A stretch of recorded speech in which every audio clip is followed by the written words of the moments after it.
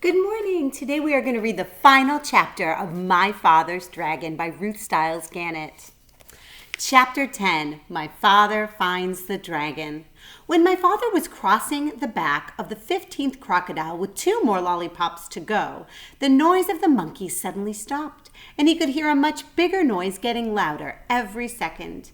Then he could hear 7 furious tigers and 1 raging rhinoceros and 2 seething lions and 1 ranting gorilla, along with countless screeching monkeys led by 2 extremely irate wild boars, all yelling, "It's a trick!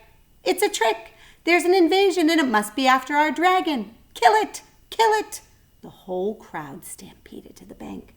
As my father was fixing the 7th lollipop for the last crocodile, he heard a wild boar scream, "Look, it came this way. It's over there now. See, the crocodile's made a bridge for it." And just as my father leapt onto the other bank, one of the wild boars jumped onto the back of the first crocodile. My father didn't have a moment to spare. By now, the dragon had realized that my father was coming to rescue him. See, there's the poor tied-up dragon. He ran out of the bushes and jumped up and down, yelling, "Here I am! I'm right here! Can you see me? Hurry, the boar is coming over, the crocodiles too. They're all coming over. Oh, please, please, hurry, hurry!" The noise was simply terrific. My father ran up to the dragon and took out his very sharp jackknife. "Steady, old boy, steady. We'll make it. Just stand still," he told the dragon as he began to saw through the big rope. By this time, both boars, all 7 tigers, the 2 lions, the rhinoceros, and the gorilla, along with countless screeching monkeys, were all on their way across the crocodiles, and there was still a lot of rope to cut through. "Oh, hurry," the dragon kept saying, and my father again told him to stand still. "If I don't think I can make it," said my father, "we'll fly over to the other side of the river. I can finish cutting the rope there."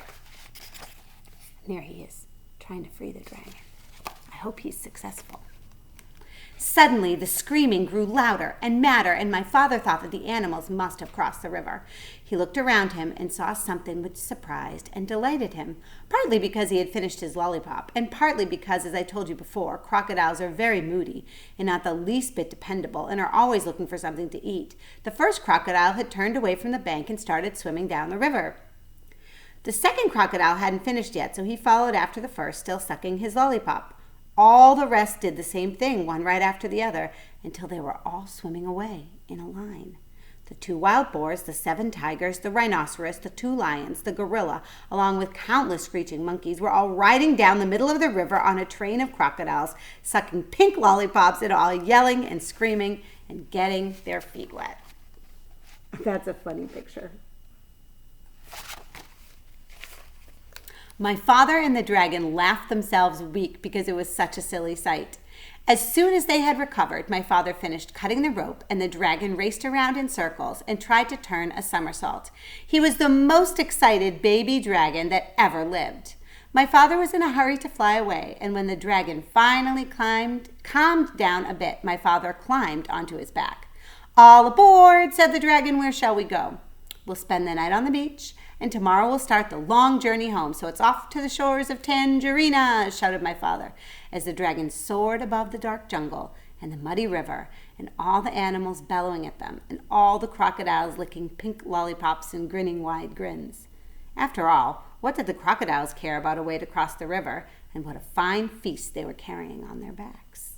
As my father and the dragon passed over the ocean rocks, they heard a tiny, excited voice scream, "Bum-cack, we dreed our naggin.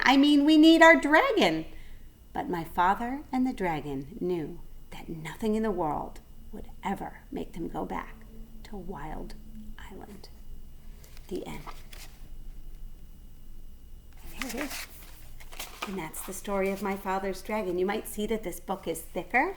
That's because this has 2 other books about the dragon and Elmer Elevator and his family too. But we have finished the book of My Father's Dragon, the original story. Have a wonderful day, and I hope you enjoyed this story as much as I did. Bye.